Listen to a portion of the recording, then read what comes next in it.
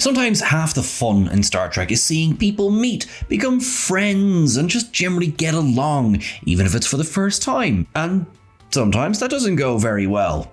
Cations and Betazoids. With that in mind, I'm Sean Ferrick for TrekCulture, and here are 10 first contacts we need to see.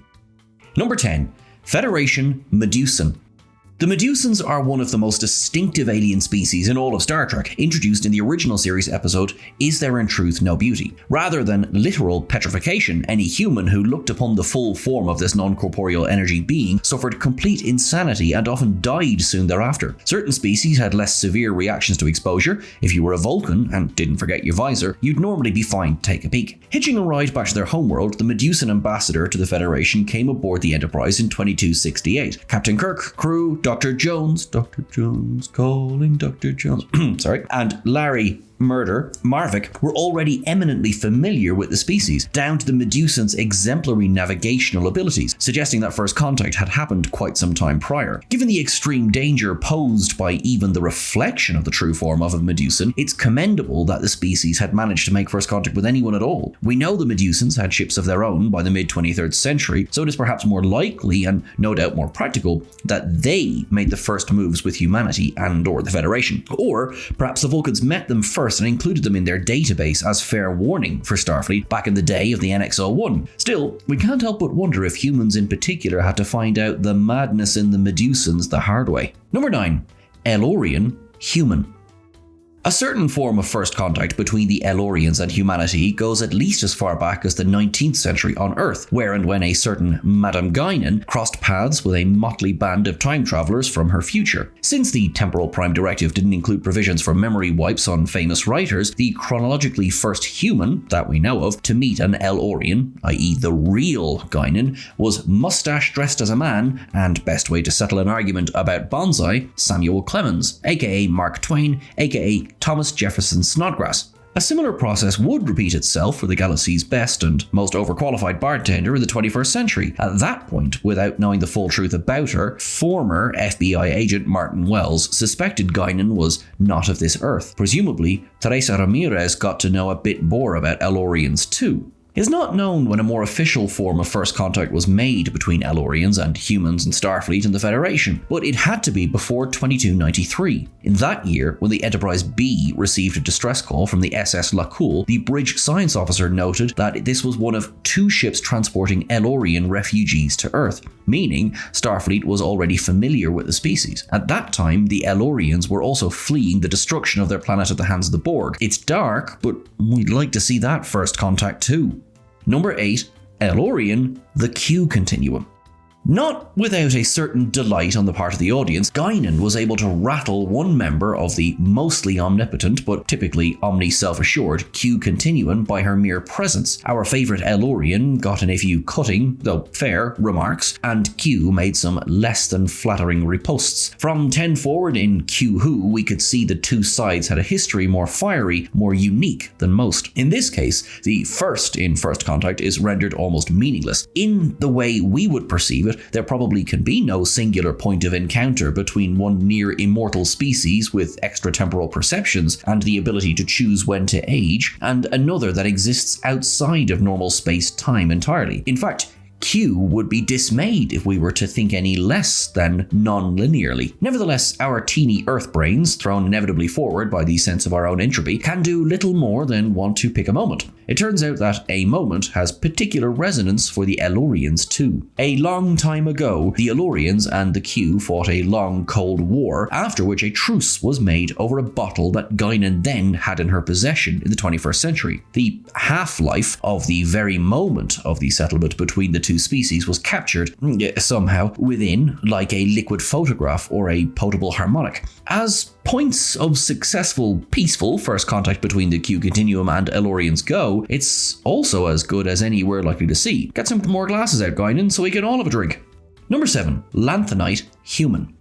So far, we've only been teased with snippets of information about the Lanthanites, but we do know that the species had been living incognito on Earth for centuries. Certainly before more formal human-Lanthanite relations were established, it might also be more proper to talk about multiple first contacts or comings out, as one member of the perennial species phrased it to Spock in The Broken Circle. In that episode of Star Trek Strange New Worlds, Spock, a little the worse for bloodline, says to Pelia, "I've always been fascinated by your people. That you managed to live on Earth among other humans undetected until the 22nd century is remarkable." First, that seems to suggest the Lanthanites didn't reveal themselves, or were forced to, until decades after humanity had invented warp drive and made first contact with the Vulcans. Second, Spock's other in other humans raises a few questions. Was Spock intimating that Lanthanites were, in fact, human, but perhaps a separate subspecies like Homo heidelbergensis or Homo neanderthalensis, and not aliens come to live on Earth at all? That would certainly have made for one hell of a first contact. We're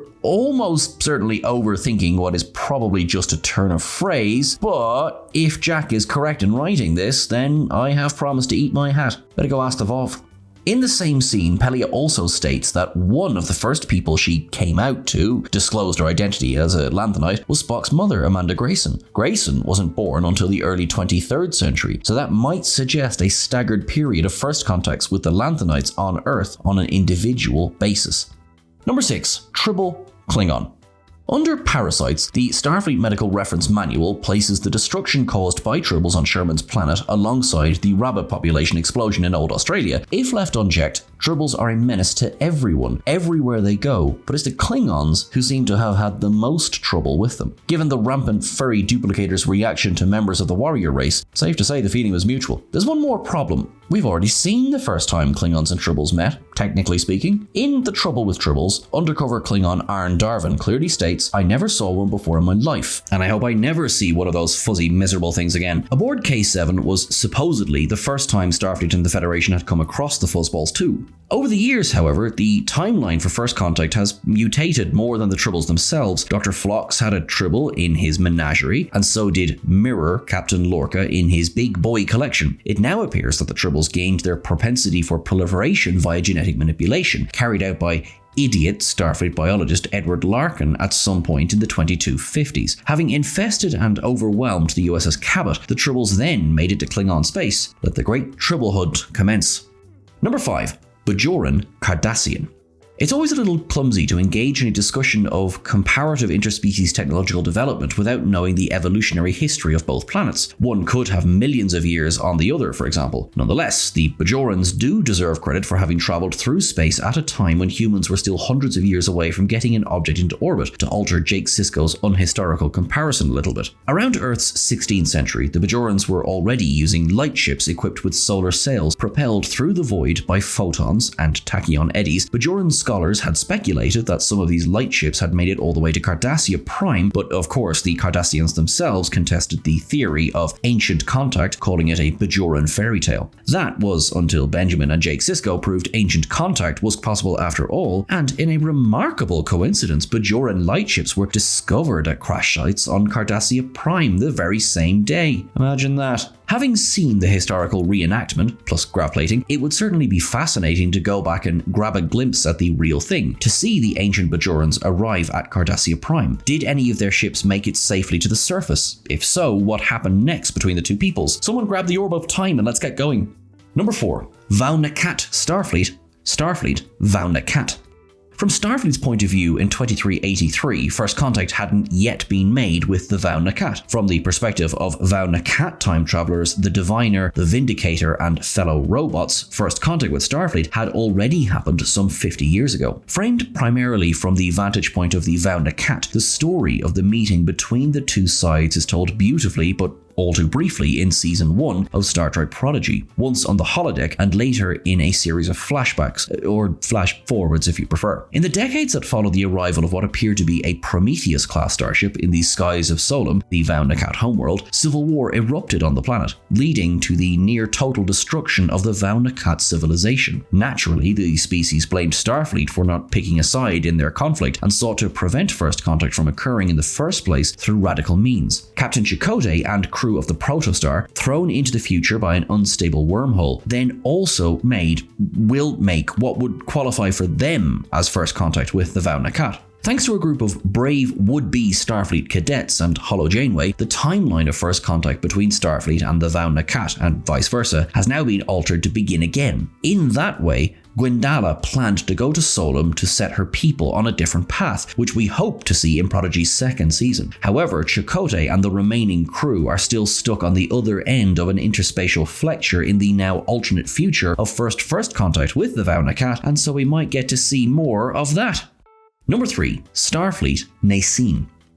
Wait a minute. We've already seen first contact between a Starfleet crew and the Nicene, haven't we? Well, no, we haven't. So desperate for attendees at his banjo concert, the caretaker pulled ships from all over the galaxy, usually sending them back afterwards. Amongst those, there was logically at least one other Starfleet vessel that must have arrived before Voyager blew everything up, although not before the caretaker turned into a rock, the USS Equinox. When Captains Janeway and Ransom met, they both said caretaker with such simultaneity that we could be pretty sure that's how the Equinox got to the Delta Quadrant. Why, presumably after making first contact with the Sporocystine entity, the Equinox crew then decided, or were forced, to take the long way home remains uncertain. It's only a theory, but I bet Lieutenant Maxwell Burke, not the brightest star in the fleet, just thoroughly pissed the caretaker off. Nonetheless, it is hard to resist the thought of seeing first contact between one of the galaxy's most powerful species and the crew voted Starfleet's most murderous at the recently named Rudy Awards. Number 2. Vulcan Klingon.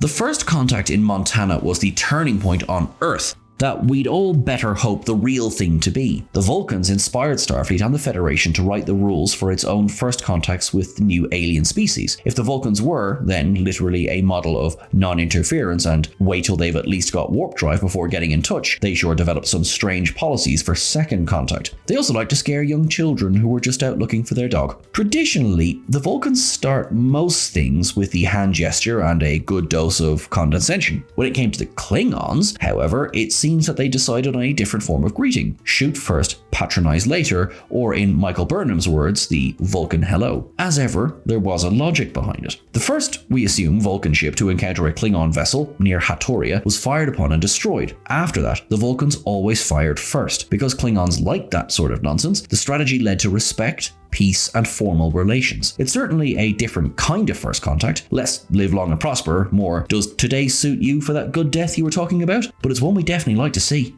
Number 1. Betazoid Cation. Whatever the taxonomic nomenclature of the Cations, who purred their way into the franchise in Star Trek the Animated Series via Lieutenant Maress, the species, much larger than Felis catus, is endothermic, we assume, bi- and quadrupedal, and most definitely carnivorous by nature. Spot wouldn't know where to look. As for the Betazoids, they don't tend to purr unless asked. 2 live-action Cations were on the Federation Council at the Court Martial in Star Trek IV The Voyage Home, and we know the Federation was at least familiar with the Betazoids at the time of Pike's captaincy of the Enterprise, after Discovery. In fact, Betazed was most likely already a Federation member world at that time, according to the Ready Room color-coded star maps in Star Trek Strange New Worlds. By Star Trek Lower Decks, therefore, Cations and Betazoids had probably been living and serving together for well over a century. Hundreds of years ago, however, Cations were serving up, not serving with, the Betazoids, hunting and eating the species before switching to the synthetic stuff. Replicated Betazoid? As grim as it might well be, that is one first contact, or buffet, we simply have to see. Hilariously sweary Cation Chief Medical Officer of the Cerritos, Dr. Ta'ana, quickly slipped back to the old ways too when under the Vulcan influence. Time to shred those party girls into brisket. Someone fetch the warm milk. That's everything for our list. What do you reckon? What first contacts are you absolutely desperate to see? Let us know in the comments below. Thank you so much to the wonderful Jack Kiley for writing the article upon which this is based. You can go and catch that over on whatculture.com. Please give us all a follow on the various socials. Jack Kiley 74656 on the various socials, at Sean Ferrick, and of course at TrekCulture. Just type in TrekCulture. You'll find us somewhere. It's how we roll. You're awesome, you're wonderful, you're brilliant. Look after yourselves till I'm talking to you again.